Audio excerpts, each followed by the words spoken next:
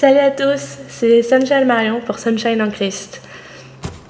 Le thème que nous allons aborder, c'est les dons, les talents et l'appel de Dieu pour ta vie. Quels sont mes dons, quels sont mes talents, quel est l'appel de Dieu pour ma vie? Je me suis longtemps posé la question et j'avoue que j'ai pas encore tout à fait trouvé de réponse.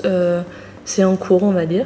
Donc pour l'instant, ça avance petit à petit, mais j'ai pas de réponse complète. Étant multipotentiel, c'est-à-dire que je suis un peu touche à tout, j'ai beaucoup de centres d'intérêt, mais sans talent particulier pour quoi que ce soit, mais j'ai envie de faire plein de choses et j'ai envie d'avoir plein de métiers différents, comme par exemple j'aimerais être propriétaire d'un café-librairie et à côté je voudrais être psychologue, deux domaines qui n'ont rien à voir, mais qui m'intéresse tout autant, donc c'est un peu compliqué de choisir ma voie et de comprendre l'appel de Dieu pour moi.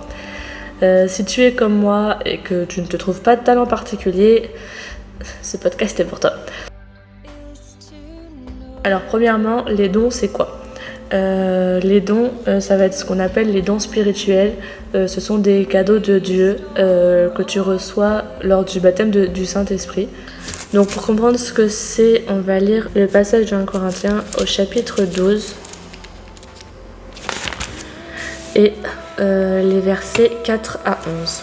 Alors il est écrit: Il y a diversité de dons, mais le même esprit, diversité de services, mais le même Seigneur, diversité d'actes, mais le même Dieu qui accomplit tout en tous. Or, à chacun la manifestation de l'esprit est donnée pour le bien de tous.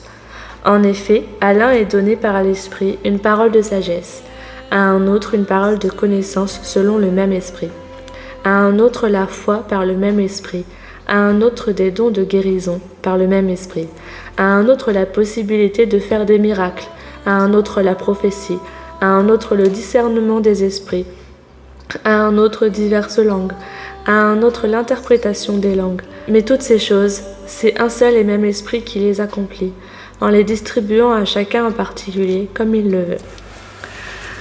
Donc ce passage nous décrit les dons spirituels qui existent. Donc on a la sagesse, on a la foi, la connaissance, la guérison, les miracles, les prophéties, le discernement, la possibilité de parler et de comprendre plusieurs langues, comme les polyglottes par exemple. Le parler en langue, ça va être vraiment le Saint-Esprit qui agit directement sur nous et qui parle. Ça va être principalement pendant les prières. C'est pour notre édification personnelle. Les autres ne comprennent pas ce qu'on dit, donc on ne veut pas dire qu'ils s'en fichent, mais ça n'a pas forcément d'intérêt pour eux quand nous on parle en langue. Donc voilà pour les dons spirituels donnés par le Saint-Esprit. En deuxième temps, on va parler des talents qu'on peut avoir. Donc les talents, c'est quoi ? Ça va être l'évangélisation, l'enseignement, le dessin, la peinture, l'écriture, le chant, la musique, la sociabilisation. Être sociable avec les gens, ça peut être un talent, parce que c'est pas inné, c'est pas donné à tout le monde. La danse, la prise de parole en public, la psychologie, être capable de comprendre la psychologie avec l'empathie, je dirais, l'histoire, toutes ces choses qui peuvent te passionner ou qui font partie de toi et que tu aimerais faire tous les jours. C'est ça, tes talents. C'est vraiment les choses qui te passionnent. J'ai une bonne nouvelle pour toi. Tu n'as pas besoin d'exceller dans ce domaine qui te passionne pour le considérer à sa juste valeur, un talent que Dieu a mis dans ton cœur. Dieu nous a tous créés à son image, c'est-à-dire uniques.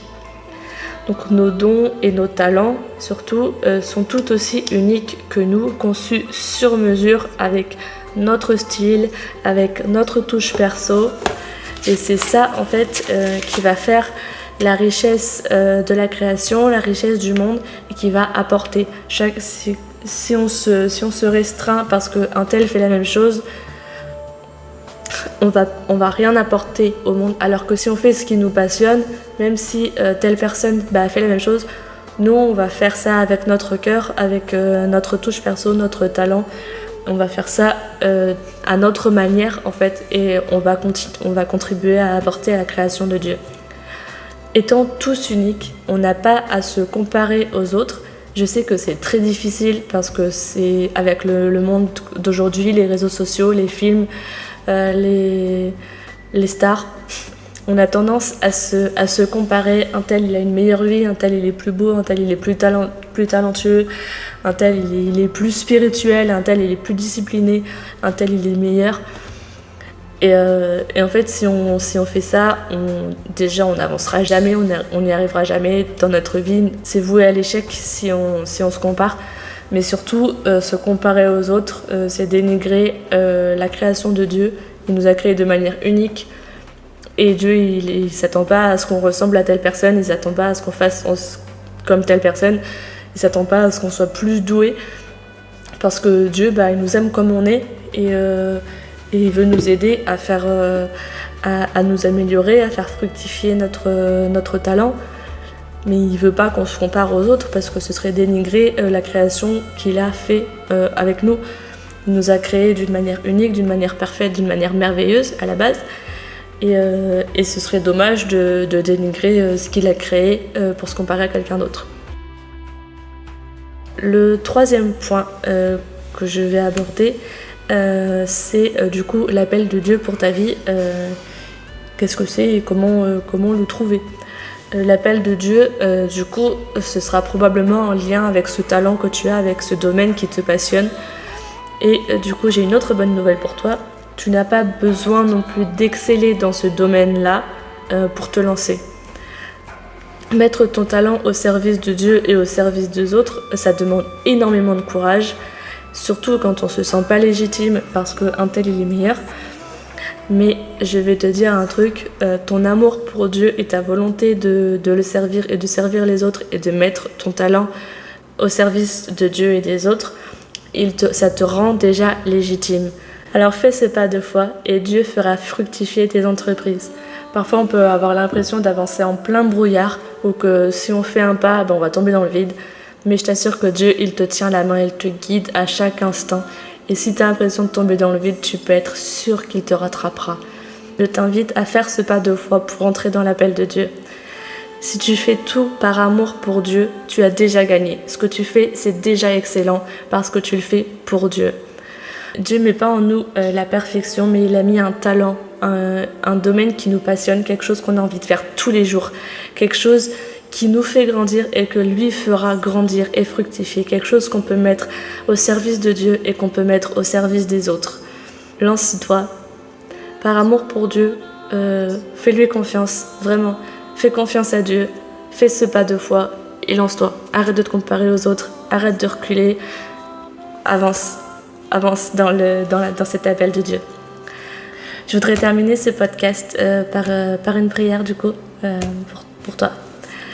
Seigneur Dieu, merci pour ce que tu as mis dans nos cœurs.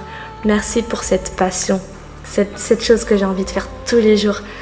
Merci pour la danse, merci pour la musique, merci pour l'histoire, merci pour la Bible, merci pour ta parole, merci pour ton amour pour nous qui nous a créés avec toutes ces choses passionnantes qui font la richesse du monde aujourd'hui.